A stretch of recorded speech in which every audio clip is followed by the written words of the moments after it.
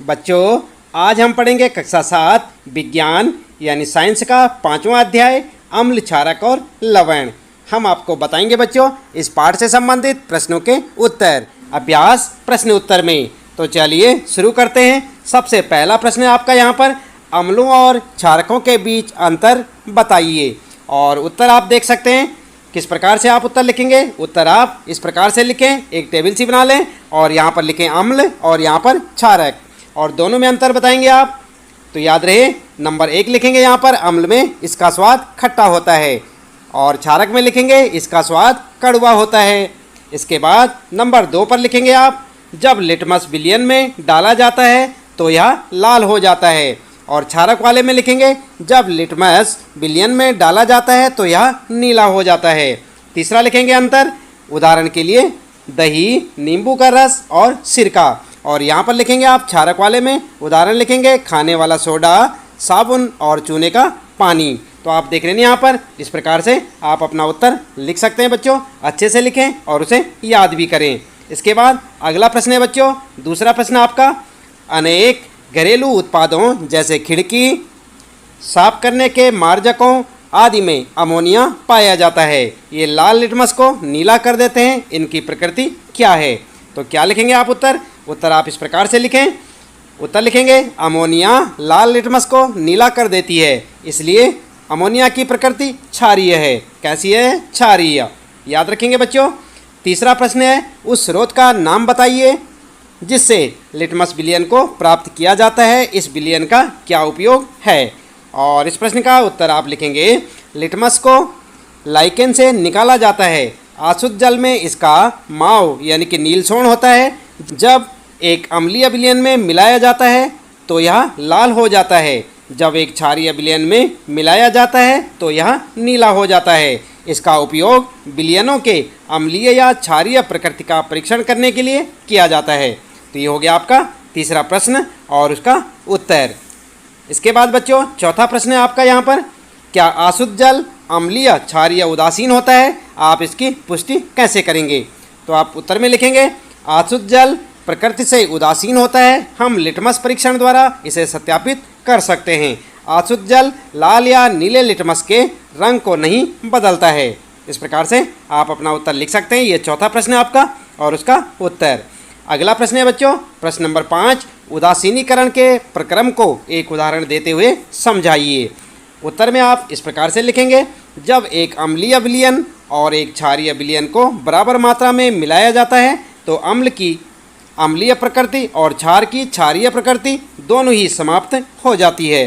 परिणामी विलयन न तो अम्लीय है और न ही क्षारीय या उदासीन हो जाता है। इस प्रक्रिया को उदासीनीकरण के रूप में जाना जाता है। कम सांद्रता वाले हाइड्रोक्लोरिक अम्ल को परख नली में 1/4 भरें और लिटमस विलयन की कुछ बूंदें डालें। अब विलयन का रंग लाल हो जाता है। इसके बाद सोडियम हाइड्रोक्साइड विलयन को इस अम्लीय विलयन में धीरे धीरे ड्रॉपर से मिलाएं। परख नली को धीरे से हिलाएं, रंग के हरा होने तक हिलाते हुए सोडियम हाइड्रोक्साइड विलयन को बूंद बूंद मिलाते रहें। इस प्रकार हाइड्रोक्लोरिक अम्ल का प्रभाव क्षार सोडियम हाइड्रोक्साइड विलयन द्वारा उदासीन हो जाता है। तो इस प्रकार से आप अपना उत्तर लिख सकते हैं यहाँ पर बच्चों। ये था आपका 5वां प्रश्न। थोड़ा उत्तर लंबा है लेकिन याद रखें और अच्छे से इसे समझें। इसके बाद बच्चों आगे है आपका 6वां प्रश्न, निम्नलिखित कथन यदि सही है तो ट्रू का अथवा गलत है तो फॉल्स का लगाएं। यानी कि टी और एफ आपने लिखना है, सत्य और असत्य यहाँ पर बताना है। कहे नाइट्रिक अम्ल लाल लिटमस को नीला कर देता है, तो ये आपका सत्य है या असत्य है? आप सोचें।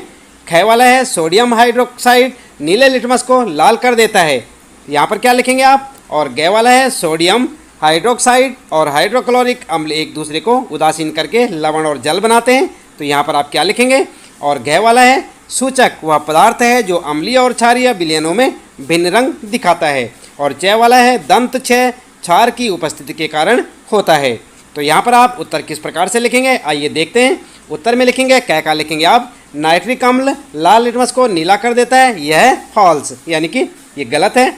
और ख वाला है सोडियम हाइड्रोक्साइड नीले लिटमस को लाल कर देता है, ये भी फॉल्स है। और इसके बाद है ग वाला, सोडियम हाइड्रोक्साइड और हाइड्रोक्लोरिक अम्ल एक दूसरे को उदासीन करके लवण और जल बनाते हैं, तो ये ट्रू है, सत्य है ये। इस प्रकार से लिखें आप। और घ वाला लिखें सूचक वह पदार्थ है जो अम्लीय और क्षारीय विलयनों में भिन्न रंग दिखाता है, तो ये भी ट्रू है, सत्य है ये बच्चों। और च वाला है दंत क्षय क्षार की उपस्थिति के कारण होता है, तो ये क्या है, फॉल्स है, यानी कि ये गलत है। ठीक है, तो इस प्रकार से आप इनमें ट्रू और फॉल्स लगा सकते हैं बच्चों। ये था आपका यहाँ पर छठा प्रश्न, जिसमें आपने टी और एफ लिखना था, यहाँ पर ट्रू फॉल्स लिखना था। तो उत्तर आप इस प्रकार से यहाँ से देखकर लिखें और उसे अच्छे से समझें, याद भी करें। अगला है बच्चों सातवां प्रश्न आपका, दोरजी के रेस्टोरेंट में शीतल यानी कि मृदु पेय की कुछ बोतलें हैं, लेकिन दुर्भाग्य से वे चिन्हित नहीं हैं।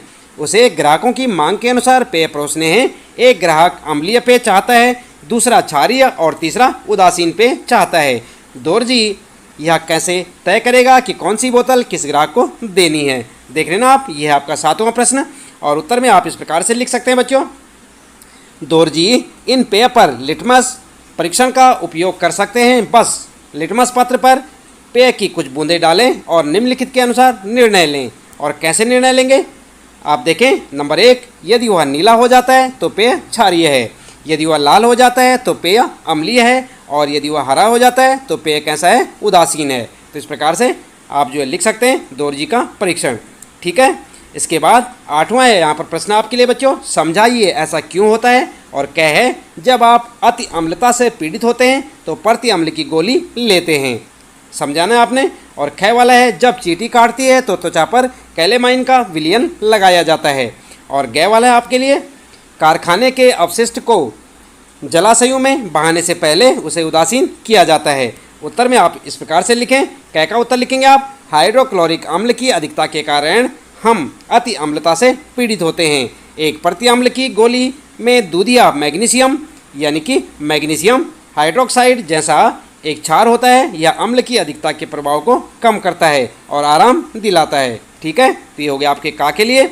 और ख के लिए आप क्या लिखेंगे, चींटी के डंक में अम्ल फार्मिक एसिड होता है जो त्वचा पर जलन पैदा करता है। कैलामाइन के घोल में जिंक कार्बोनेट होता है जो एक क्षार है। कैलामाइन का विलयन त्वचा पर लगाने से डंक के अम्ल को उदासीन किया जा सकता है। तो ये हो गया आपका खा के लिए। और ग के लिए आप लिखेंगे, कारखानों के अपशिष्ट में अम्ल होता है, यदि उन्हें जलाशयों में बहने दिया जाता है तो अम्ल जीवों को हानि पहुंचाएंगे, इसलिए कारखाने के अपशिष्ट में क्षार पदार्थों को मिलाकर उदासीन कर दिया जाता है। तो ये हो गया आपका ग का उत्तर। और इस प्रकार से आप लिखेंगे। आप ध्यान दें बच्चों, ध्यानपूर्वक लिखें। ये आठवां प्रश्न आपका, समझाइए ऐसा क्यों होता है। तो ये जो आपके क ख गए हैं तीन यहाँ पर, इनके बारे में आपने समझाना है। तो उत्तर आप इस प्रकार से लिखते हैं, क के लिए और ख के लिए और फिर ग के लिए। अगला है बच्चों नौवां प्रश्न आपका, आपको 3 द्रव दिए गए हैं, जिनमें से एक हाइड्रोक्लोरिक अम्ल है, दूसरा सोडियम हाइड्रोक्साइड और तीसरा शक्कर का विलयन है। आप हल्दी को सूचक के रूप में उपयोग करके उनकी पहचान कैसे करेंगे? तो उत्तर में क्या लिखेंगे आप? उत्तर इस प्रकार से लिखें, हल्दी का रंग पीला होता है, जब इसमें क्षार मिलाया जाता है तो विलयन गुलाबी रंग में बदल जाता है। जब इसमें अम्लीय या उदासीन विलयन डाला जाता है इसका रंग नहीं बदलता है। हम क्षार, अम्ल या उदासीन की पहचान करने के लिए निम्न चरणों का पालन करेंगे। और कैसे कैसे करेंगे?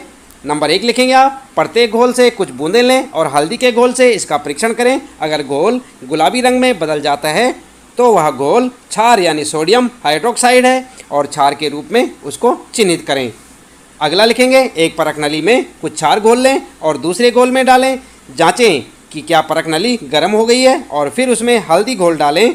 यदि रंग नहीं बदलता तो इसका मतलब है कि मिलाया गया विलयन अम्लीय अर्थात हाइड्रोक्लोरिक अम्ल है। यदि उपरोक्त घोल की परख नली गर्म नहीं होती है और हल्दी डालने पर यह गुलाबी रंग नहीं दिखाती तो दूसरा घोल उदासीन यानी शक्कर का विलयन है। तो इस प्रकार से आप लिख सकते हैं बच्चों। अपने इस 9वें प्रश्न का उत्तर आप एक बार फिर से देखें, ध्यान दें। ये आपका 9वां प्रश्न है। आपको 3 द्रव दिए गए हैं, जिनमें से एक हाइड्रोक्लोरिक अम्ल है, दूसरा सोडियम हाइड्रोक्साइड और तीसरा शक्कर का विलयन है। आप हल्दी को सूचक के रूप में उपयोग करके उनकी पहचान कैसे करेंगे? तो उत्तर आप यहाँ से देख के लिख सकते हैं बच्चों। ठीक है, अगला है यहाँ पर बच्चों 10वां प्रश्न आपके लिए। नीले लिटमस पत्र को एक विलयन में डुबोया गया, यह नीला ही रहता है, विलयन की प्रकृति क्या है समझाइए। तो यहाँ पर आप उत्तर इस प्रकार से लिखें, यदि किसी विलयन में नीला लिटमस डूबने पर नीला ही रहता है तो इसका मतलब है कि विलयन या तो क्षार है या उदासीन है। ठीक है, तो ये हो गया आपका 10वां प्रश्न। और उसका उत्तर 11वां प्रश्न आता है बच्चों, निम्नलिखित वक्तव्यों को ध्यान से पढ़ें। और क्या है वक्तव्य? क्या है, अम्ल और क्षारक दोनों सभी सूचकों के रंग को परिवर्तित कर देते हैं। और ख है यदि कोई सूचक अम्ल के साथ रंग परिवर्तित कर देता है तो वह क्षारक के साथ रंग परिवर्तन नहीं करता। और अगला है यहाँ पर ग वाला आपके लिए, यदि कोई सूचक क्षारक के साथ रंग परिवर्तित करता है तो वह अम्ल के साथ रंग परिवर्तन नहीं करता। अगला है बच्चों घ वाला, अम्ल और क्षारक में रंग परिवर्तन सूचक के प्रकार पर निर्भर करता है। ऊपर लिखे वक्तव्यों में से कौन से वक्तव्य सही हैं? नंबर 1 सभी 4, दूसरा क और घ, और तीसरा है क, ग और घ, और चौथा है यहाँ पर केवल घ।